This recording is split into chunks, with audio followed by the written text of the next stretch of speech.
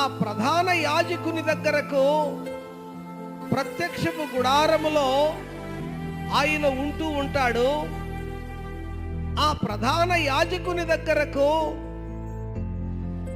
ఇశ్రాయేలు ప్రజలలో ఎవరైనా పాపము చేస్తే